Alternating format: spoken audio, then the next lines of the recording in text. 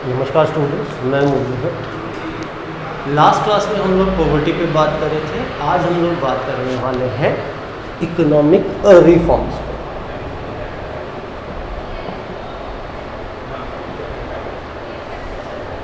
Economic reforms पे बात करें। देखिए, आपको भी पता है कि 1991 में इकोनॉमिक रिफॉर्म्स स्टार्ट हुए।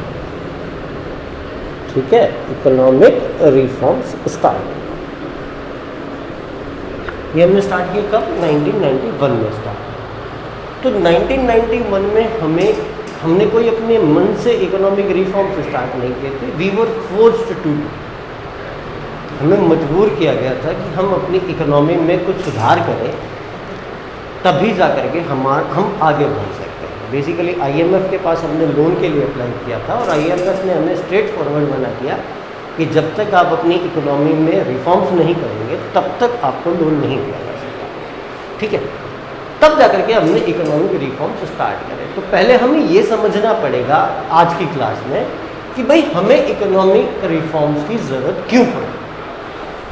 तो देखिए, हमें थोड़ा सा पीछे जाना, हमें वापस अपना जुगाड़ 47 से स्टार्ट करते हैं। हम एक बार को 47 में जब हम लोग इंडिपेंडेंट हुए तो हमारे सामने दो ऑप्शंस थे। बेसिकली वर्ल्ड जो था वो दो हिस्सों में बटा हुआ। वन वाज USA, एक ग्रुप जो था उसका लीडर था USA, और दूसरा ग्रुप जो था उसका लीडर था USSR, जिसको हम सोवियत यूनियन बोला करते हैं। बाद में वो डिवाइड हो गया रशिया और बहुत सारे अदर रिपब्लिक्स के अंदर। ये दो एक दूसरे के दुर्विरोधी ग्रुप थे और दोनों की अर्थव्यवस्थाएं भी बिल्कुल या इकोनॉमीज भी बिल्कुल अलग अलग हुआ करती थी। यहां बात करी जाती है कैपिटलिज्म, ठीक है, जिसमें एंटायर इकोनॉमिक एक्टिविटीज किसके हाथ में थी? प्राइवेट सेक्टर के हाथ में। और गवर्नमेंट का काम सिर्फ कितना होता है? लॉ एंड ऑर्डर की सिचुएशन को मेंटेन करना। जबकि USSR फॉलो करता था सोशलिज्म को,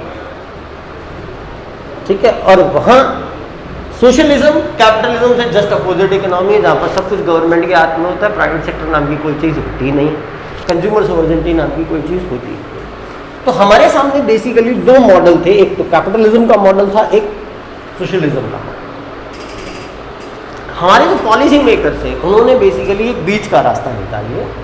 उन्होंने कहा कि भाई हमें इसकी क्वालिटीज भी चाहिए, हमें इसकी क्वालिटी, ठीक है, इसकी क्वालिटीज भी चाहिए, यानी कि कैपिटलिज्म के गुण भी हमें चाहिए और हमें सोशलिज्म के गुण भी चाहिए। तो हमने एक आइडियल दोनों का कंबाइंड वर्जन निकाला और इस कंबाइंड वर्जन को नाम दिया गया मिक्स्ड इकोनॉमी।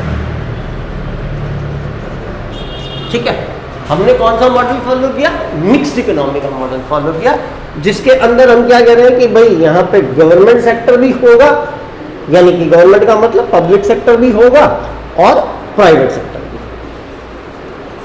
ठीक है, तो इनिशियल फेज ऑफ डेवलपमेंट के अंदर हमने स्टार्टिंग में कौन सा मॉडल फॉलो कर लिया?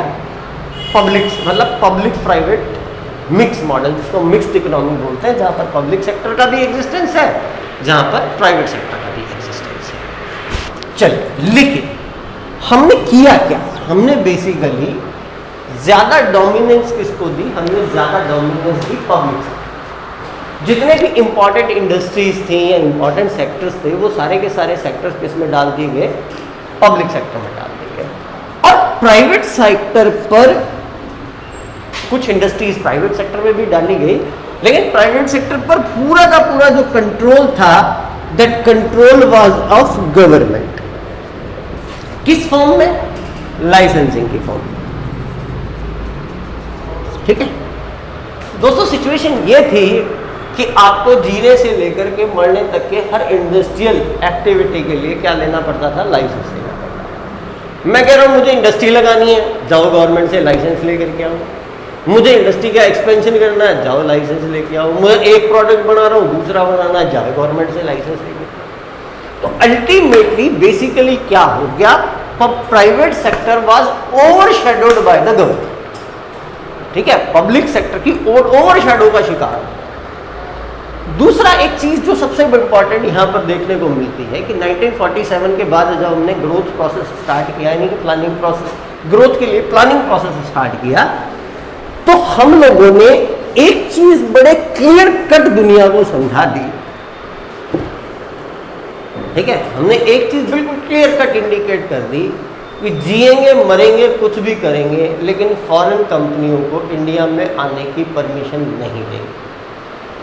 ठीक है, कुछ भी करेंगे, जिएंगे मरेंगे कुछ भी करेंगे, लेकिन विदेशी कंपनियां भारत में नहीं है। कारण सीधा साधा सा था, वो 200 सालों की जो गुलामी थी, वो उसका डर। क्योंकि आपको भी ध्यान है, ईस्ट इंडिया कंपनी क्या लेने आई थी? ट्रेड करने। ठीक है, और अल्टीमेटली वो हमारा ही ट्रेड करके चली। तो कुल मिलाकर के पहले हमने ओपन मार्केट किया था, खोला था विदेशियों के लिए अपने बाजार को, तो हमें 200 साल की गुलामी झेलनी पड़ी थी। तो उस 200 साल की गुलामी ने हमारे दिमाग में इतना ज़्यादा फियर भर दिया कि हमने एक बात बिल्कुल क्लियर सोच ली कि भैया जिएंगे मरेंगे कुछ भी करेंगे, लेकिन विदेशी कंपनियों को हमारे यहाँ पर आने नहीं देंगे। It means foreign investment completely ban कर, आने हटा आदमी। ठीक है, चलिए अब हम जैसे जैसे आगे बढ़ते गए, मैंने अभी आपको समझाया कि हमारी ज्यादातर फोकस किस पे था? पब्लिक सेक्टर पे था। ठीक है, अब पब्लिक सेक्टर की कुछ अपनी भी समस्याएं होती, ब्यूरोक्रेसी हावी है, पॉलिटिक्स हावी है, अफसरशाही हावी है, रैप्टापिज्म जिसको हम लाल फीताशाही होती है, वो सारे दोस्त धीरे धीरे कैपिटल जो आपकी पब्लिक सेक्टर की यूनिट थी उनमें आने स्टार्ट, और धीरे धीरे हमारी ग्रोथ जो है वो जितनी बढ़नी चाहिए थी, वो ग्रोथ प्रोसेस हमारा क्या होता गया? स्लो होता चला। अच्छा, 60 से लेकर के 1950 से लेकर के अब 1990 तक मोटा मोटी यही फेज चलता रहा। ड्यूरिंग द मीन टाइम हमने 3 युद्ध भी लड़ लिए, तो उनमें भी रिसोर्सेज की बर्बादी हो रही है। सबसे बड़ी प्रॉब्लम जो हमारे सामने जनरेट हुई कि हमारी पॉपुलेशन, ठीक है, ये कंसिस्टेंटली क्या होती चली गई? इंक्रीज। मतलब दिन दुगुनी रात चौगुनी तरक्की हमारी पॉपुलेशन ने की इस दौरान। ठीक है, अब आपको भी पता है कि जैसे जैसे पॉपुलेशन बढ़ती है वैसे वैसे डिमांड बढ़ती है। अब उस डिमांड को सेटिस्फाई करने के लिए या तो आपको इंटरनल प्रोडक्शन बढ़ाना होता है या आपको इंपोर्ट करना होता है। ठीक है, इंटरनल प्रोडक्शन जिस हिसाब से हमारा बढ़ रहा था वो हमारी डिमांड को सेटिस्फाई करने के लिए पर्याप्त नहीं, इनफ था। तो नतीजा क्या निकला? हमारे इंपोर्ट्स ये कंटिन्यूसली बढ़ते चले गए। अब दिक्कत क्या होती है? देखो, इंपोर्ट जब बढ़ाए जाते हैं, इंपोर्ट जब बढ़ते हैं या इंपोर्ट जब हम करते हैं, तो हमें इंपोर्ट का पेमेंट करने के लिए क्या चाहिए होती है? हमें इंपोर्ट का पेमेंट करने के लिए फॉरेन करेंसी चाहिए होती है। ठीक है, अब समस्या क्या है कि इस फॉरेन करेंसी के हमारे पास 4 सोर्स होते हैं। या तो मेजर सोर्स होता है एक्सपोर्ट का, या मेजर सोर्स होता है आपका फॉरेन इन्वेस्टमेंट, या मेजर सोर्स होता है लोन, या हमारा डायरेक्ट परचेज बाय फॉरेनर्स। ये 4 तरीकों से हमारे किसी भी कंट्री के अंदर आपकी फॉरेन करेंसी आती है। अब परचेज का बहुत बड़ा रोल होता नहीं है, फॉरेन इन्वेस्टमेंट हमने बैन कर रहा, एक्सपोर्ट हम बहुत ज्यादा करते नहीं, तो हमारे पास बचा क्या? हमारे पास बचे लोन, और हमने दबा के लोन लेना स्टार्ट कर दिया। ठीक है, और हमारे लोन कंसिस्टेंटली क्या होते चले गए? इंक्रीज। हम लोन लेते और इस लोन को या तो हम इन्वेस्ट कर सकते हैं या हम क्या कर सकते हैं? कंजम्पशन में खर्च कर सकते हैं। तो हमारी दिक्कत क्या हो रही थी कि ये लोन जो आ रहा था वो इन्वेस्टमेंट में पर्पज के लिए नहीं आ रहा था, कंजम्पशन पर्पज के लिए, कि हम लोन लाते और उसको कंज्यूम करके आगे बढ़ रहे। अब यहां पे संकट क्या हो गया? लोन बढ़ता जा रहा है, प्रोडक्शन आपका बढ़ नहीं रहा। ठीक है, तो अल्टीमेटली लोन पे लोन, और हमारी सिचुएशन क्या हो गई? एक सिचुएशन हमारी ये आ गई कि हमें लोन का इंटरेस्ट देने के लिए भी क्या करना पड़ा? लोन लेना पड़ता था। तो ये प्रक्रिया। दूसरा, पब्लिक सेक्टर की most of the public sector units public sector units, sector units ये कायम में जाना शुरू हो गई, ये डेफिसिट में जाना शुरू हो गई, क्यों वहां प्रोडक्शन बढ़ नहीं रहा था, ठीक है, तो ये डेफिसिट में जाना चालू हो गई। और आते आते आते आते हमारी सिचुएशन क्या हो गई, हमारी सिचुएशन ये हो गई 1991 तक आते आते कि मोटा मोटी हमारी इकोनॉमी जो है वो कलेप्स हुई, ठीक है। कैसे कलेप्स हुई उसके फीचर्स मैं आपको बता देता हूँ कि ये चीज़ें हमारी इकोनॉमी में दिखाई दे रही थी, तब लोग ये मानने लग गए कि भाई अब इंडियन इकोनॉमी क्या हो चुकी है, मोटा मोटी कलेप्स हो चुकी है। फर्स्ट चीज, आपका जो फॉरेक्स रिजर्व था, that was enough to finance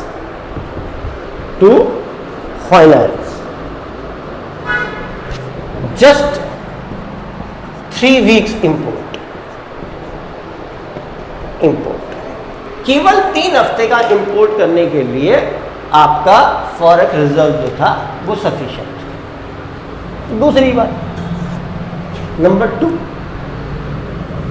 most of the public sector units, PSU public sector units were in deficit, घाटे में चल। Third, fiscal deficit was increased up to 6.4% of GDP, ठीक है। जीडीपी के 6.4% के बराबर फिस्कल डेफिसिट होगा। Fiscal deficit basically external borrowings के बराबर होता है, जो बाहर से हम लोन लेते हैं उसके बराबर होता है। तो फिस्कल डेफिसिट 6.5% तक बढ़ गया। आपके जो टोटल लोन थे, टोटल बोरोइंग्स इंटरनल एक्सटर्नल मिला के, ये अपन यूं कहे डेप्ट, national debts were 60% of GNP. अब आप सोचो कितनी बुरी स्थिति, 60% ऑफ जीएनपी के बराबर होगी। इतने लोन हमने टिका लिए, मतलब ले रहे हम, लाए जा रहे हैं, खाए जा रहे हैं, लाए जा रहे हैं, खाए, उधार लेकर के घी पिए जा रहे हैं, ये हालात।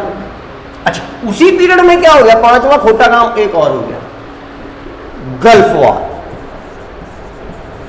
1991 तक आते थे, 91 में गल्फ वॉर नाम की चीज। गल्फ वॉर क्या था, बेसिकली ये जो इराक है, इसने कुवैत नाम के कंट्री पर अटैक कर दिया और नतीजे में यूएन सपोर्टेड, जो यूएस सपोर्टेड यूएन की फोर्सेस थी, उन्होंने इराक पर अटैक कर दिया। तो एक जो वॉर हुआ, उस वॉर को नाम दिया जाता है गल्फ वॉर। और इंडिया में पेट्रोलियम या क्रूड ऑयल की सबसे ज्यादा सप्लाई जो होती है वो गल्फ कंट्री से होती है।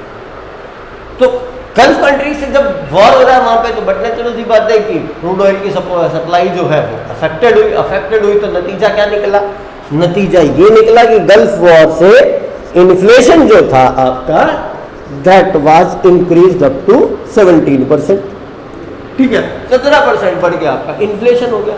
तो ओवरऑल आपका पूरी की पूरी इकोनॉमी जो है वो कलेप्स होने की तरफ आगे बढ़ गई। और लोगों ने यहाँ तक कहना चालू कर दिया कि इंडिया एक फाइनेंशियल इमरजेंसी की स्टेट में जा चुका है। जैसे आज की डेट में हम पाकिस्तान के नहीं बोलते हैं कि सल्टा हुआ कंट्री है, सेम स्थिति आपकी इंडिया की बताई जाने लगी कि इंडिया एक सल्टा हुआ कंट्री हो चुका है, ठीक है। तो ये सारा रंगा हो गया। अब इन सारी चीजों से कोप अप करने के लिए हमने क्या किया, हम तो यूनिवर्सल बैकर हो चुके थे, उससे मिल ले भाई, इससे भी लोन ले ले, उससे भी लोन ले, इससे ले ले, इससे ले।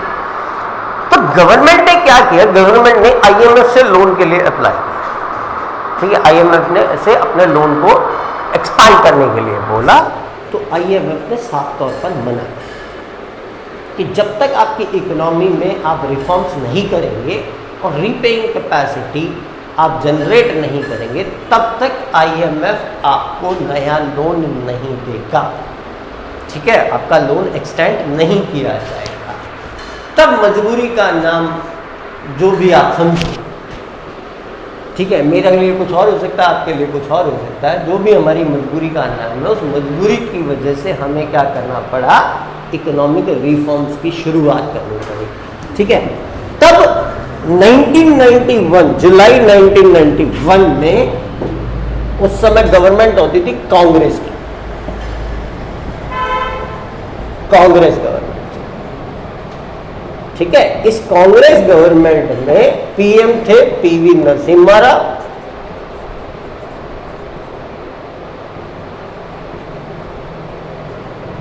उस समय जस्ट कांग्रेस की गवर्नमेंट बनी ही थी, क्योंकि चंद्रशेखर की गवर्नमेंट 1991 में गिर गई इन इकोनॉमिक इमरजेंसीज की वजह से, और उसके बाद सरकार बनी पीवी नरसिम्हा राव की, कांग्रेस की सरकार,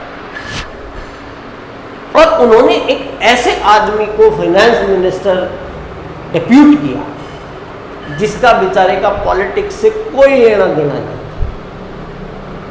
ठीक है। और लेकिन उस व्यक्ति का पूरा जीवन इकोनॉमिक्स को लेकर के डेडिकेटेड था। He was vice president of planning commission,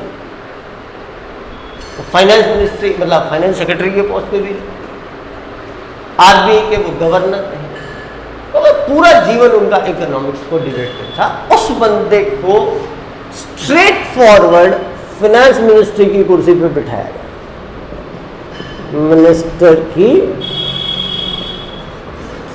कुर्सी पर बिठाया गया, and that person was doctor Manmohan Singh, ठीक है। Manmohan Singh was the finance minister, उनको बनाया गया, और उन्होंने आकर के जब इन इकोनॉमिक रिफॉर्म्स की शुरुआत की तो बड़ा बवाल मचा, लेकिन जब इसके रिजल्ट्स आए तो जो इकोनॉमी हमारी वेंटिलेटर पर जा चुकी थी वो इकोनॉमी घोड़े की तरह भागना स्टार्ट हो गई, और दूसरों की तो छोड़ो, हमारे अपनों को भी ये समझ में नहीं आया कि इन्होंने ऐसा किया क्या कि इकोनॉमी जो मरणासन अवस्था में आ गई थी आज ओलंपिक की रेस में भागने को तैयार है। That entire credit goes to doctor Manmohan Singh. ये और बात है कि हम उनको फाइनेंस मिनिस्टर के प्राइम मिनिस्टर के तौर पे हम कैसे याद करते हैं वो अलग मैटर है, वो उनको इतिहास दर्ज करेगा, लेकिन he was one of the best finance minister India have ever produce. As a finance minister हम ये कह सकते हैं कि सिंह वाज किंग, ठीक है। तो यहां आकर के डॉक्टर मनमोहन सिंह ने इकोनॉमिक रिफॉर्म्स की स्टार्टिंग की। तो यहां तक हम पहुंचे कि 1947 से हम कहां चले और कहां तक पहुंचे।